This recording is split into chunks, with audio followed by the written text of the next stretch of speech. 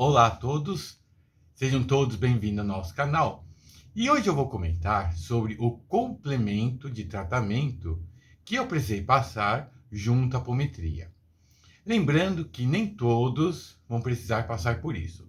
Há casos sim, em que ele vai precisar complementar com outro tipo de ajuda, de auxílio para as nossas próprias vidas. E esse complemento foi o candomblé. Pois é, por incrível que pareça, muitos que às vezes têm uma visão um pouco até meio distorcida, até preconceituosa, como eu tinha na época também, de repente eu me vi obrigado, né, vou colocar desta forma, a passar pelo candomblé, certo? Por quê? Bom, eu já gravei um outro vídeo em que eu narro a minha trajetória na Umbanda, no Espiritismo, pela apometria e o candomblé, certo?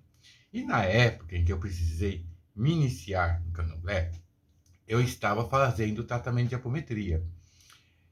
Sabe aquela história quando você procura ensinar, quando você trabalha no esclarecimento, iluminação de outras pessoas, enfim, vários outros, né, tipos de trabalhos que você não só se dedica e você também procura, né, levar aquela luz, aquilo que você sente, que você exemplifica, vivencia em sua vida, você quer compartilhar, certo? Isso foi uma coisa natural.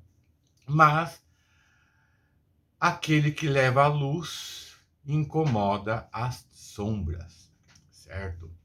E na época eu vivia sendo perseguido pelas sombras. Lá na federação mesmo, de tempos em tempos, eu fazia reforço áurico, fazia tratamento às vezes de desobsessão, de tempos em tempos, estava limpo, voltava aos trabalhos, certo? Só que isso parece que é uma constante. E a vida ela começa a dar uma travada, certo? Como eu digo, muitos já devem até passar por isso, 2 passos para frente, 3 para trás. Isso mexe, claro, com o nosso emocional, psicológico, com a fé da gente também. Mas quando a gente tem esclarecimento, né, e quando a gente tem informação, e principalmente certeza, em meu caso, a espiritualidade, o mundo espiritual, é algo que está lá dentro de mim. Não é simplesmente o acreditar. Sabe aquela coisa que fala, não, eu sei, não é? É uma realidade, porque quando você trabalha mediunicamente, você estabelece esse contato com o mundo espiritual, isso não te deixa nenhuma sombra de dúvidas. E muitas vezes você quer transmitir isso para outras pessoas também, espalhar, certo? Muitas vezes isso não é bem visto. Não é bem visto não só entre os desencarnados das sombras, como muitos encarnados também, se acaba incomodando também, certo? E vamos colocar, as sombras me perseguiam na época, certo? E não só as sombras, como havia também outras energias, né, que muitas vezes eram direcionadas. Isso não precisa, às vezes, a pessoa ir lá acender uma vela, fazer uma oferenda, nada disso. Às vezes a própria mente, a própria vibração, aquilo vai sendo uma constante. E nós, como seres humanos, chega um momento em que pode nos encontrar de maneira menos vigilante, é quando muitas vezes tem a queda, certo? No meu caso, já passei por isso também. Porém, a fé, essa certeza, foi o que sempre me alicerçou e me impulsionou, tá? E aí, na época, eu estava no tratamento de apometria, quando um dos mentores responsáveis pela apometria desse grupo me orientou a buscar uma casa de candomblé. Por quê? Para ajudar a remover energias mais condensadas que continuava a pairar não só sobre mim, sobre a minha casa, sobre a minha família também, certo? Não vou dizer de onde veio, nada disso, né? Pouco importa isso, certo? E eles me orientaram também, que nesse caso também era uma prova e uma certa missão que eu teria que passar, no sentido de vivenciar essa experiência, tirar as minhas próprias conclusões sobre o candomblé, para daí eu ter o que? Ferramentas necessárias para poder sim dar continuidade a essa tarefa.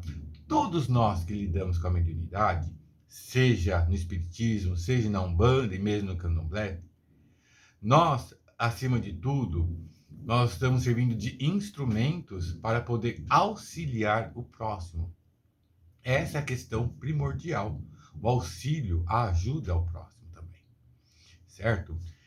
E aí, nessa época, já havia entrado em contato com um pai de santo do candomblé, não é? E no meio do tratamento, me orientaram isso e eu fui. Fui, jogou os búzios, né?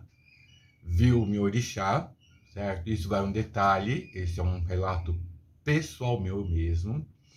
Durante o tempo todo que eu trabalhei na Umbanda, disseram que era de um determinado orixá, só que não só com esse pai de santo, como também outro babalorixá de candomblé, que é amigo meu também, né, da nação Queto, já haviam visto que o meu orixá regente, né, que eu digo assim, da cabeça, era um outro orixá, certo?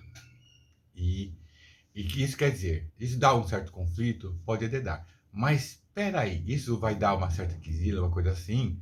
Não. O que eu posso dizer é que é o seguinte, nenhum orixá vai ficar contra a uma pessoa. Não. Certo? Simplesmente, quando a gente vai falar de orixá, são energias, certo? Da mesma forma, por exemplo, que um remédio pode fazer bem a uma pessoa, mas pode causar alergia a outras pessoas. Orixá é mais ou menos isso. Depois eu vou explicar um pouco mais detalhes sobre essas forças, né? Essa força que nós chamamos de orixá dentro do candomblé. E aí foi, né? Entrei pro candomblé, né? Fiz o santo, como é muito comum de se dizer, né? E nesse processo de se fazer o santo, então, dentro do candomblé, chama-se o ato de plantar o orixá em você, né? Aquela vibração do orixá em você. Vários atos foram feitos e depois tem um momento que a gente tem um renascimento, né, com o orixá, que é um dia específico que a gente chama de saída de santo, em que nós, naquele momento, se confirma a feitura e nós estamos com o orixá, certo? E pessoal, olha, antes eu tivesse calado a minha boca, certo? Porque a vibração do orixá junta a você, junto a nós, é uma vibração elevada. É como se fosse um acréscimo de misericórdia, certo? É a misericórdia divina lançando todos os recursos para poder te levantar, te auxiliar. E quando você planta essa vibração, em princípio, como se fosse um empréstimo de uma vibração elevada, então vocês imaginem, você acaba se elevando vibratoriamente junto a essa força orixá, e ao você elevar sua vibração, naturalmente você começa a repelir as baixas vibrações, certo? Não só isso, tanto na apometria há o que eles chamam de queimas de karmas, como nesse processo de feitura também há a queima dos karmas. Você recebe uma oportunidade, ainda na própria encarnação, de reescrever a sua história, o seu caminho, a partir daquele instante. Na apometria, nós temos o que chama de reprogramação mental. No candomblé, funciona a mesma coisa. E a partir daquele momento, você tem o quê? Uma trégua. Certo? É uma trégua. Porque muitas vezes certas energias, certas magias acumuladas podem provir não só da atual encarnação, como pode vir de outras existências que nós chamamos de arquepadia. Eu tenho um vídeo que eu dou uma leve introdução sobre isso. Bom, E a partir daquele momento que eu estava com o orixá, no candomblé é assim, você fica um ano sem trabalhar mediunicamente com as entidades, com os mentores. Porque é uma trégua.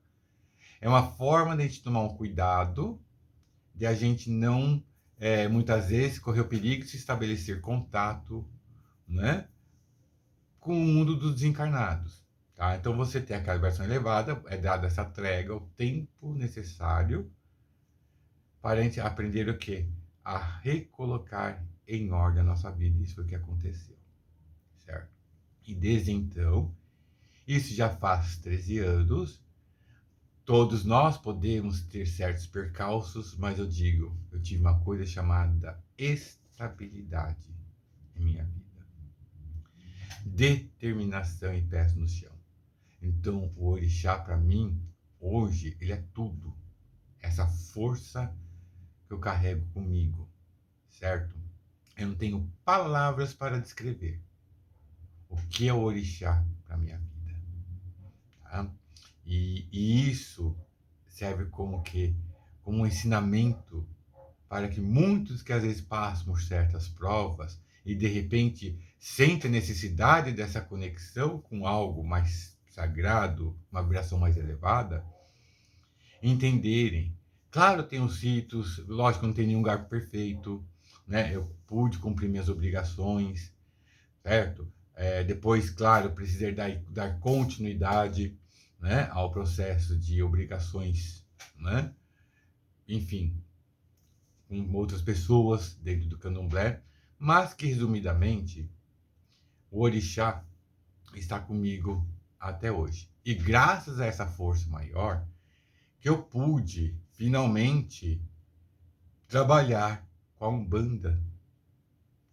Então, na Umbanda, às vezes, a pessoa ela passa um certo período que eles chamam de consagrações dentro da Umbanda para receber esse suporte, né? É como se fosse um escudo para que a gente consiga cumprir nossa missão, né? Porque sem isso, infelizmente, muitos desistem. Muitos desistem. Isso é fato, inclusive, certo? Tem um livro chamado Jardim dos Orixás, de Norberto Peixoto, em que ele, juntamente ao espírito Ramatiz, que, né, que lhe dá as respostas, ele, então, tem um capítulo em que ele narra exatamente sobre o tipo de provações que muitos médios de Umbanda passam. Os de centro espíritas também, mas muitos médios que lidam com a corrente umbandista passam também. Por quê? Porque são médios não só devido ao preparo que receberam em seu perispírito para reencarnar, para cumprir aquela tarefa, aquela missão, mas também eles têm não só essa energia que eles transmitem, mas também a própria vibração em si. Porque são médios chamados de magistas. E quem tem esse tipo de, vamos colocar dom, gera uma vibração, gera uma energia, um tipo de magnetismo que acaba atraindo a atenção de outras pessoas, certo? E aí, realmente, isso é muito comum. Porém, nada é impossível e, principalmente, sempre há recursos para a gente poder melhorar, respirar aquela trégua e cumprir a nossa missão. E no caso, o orixá é isso para dentro da Umbanda também. Tá bom? Então, este relato pessoal que eu dei sobre mim, eu acredito que vai servir também como ensinamento também, que eu pude explicar essa vibração elevada que é plantada junto a nós. Tá bom? E eu, claro, já postei um outro vídeo sobre a história do candomblé, mais específico da nação Queto, que é a que eu pertenço também. Tá bom? E qualquer dúvida, qualquer comentário, fique à vontade, certo? Que eu terei o prazer em poder responder a todos. Tá bom? Fique com Deus.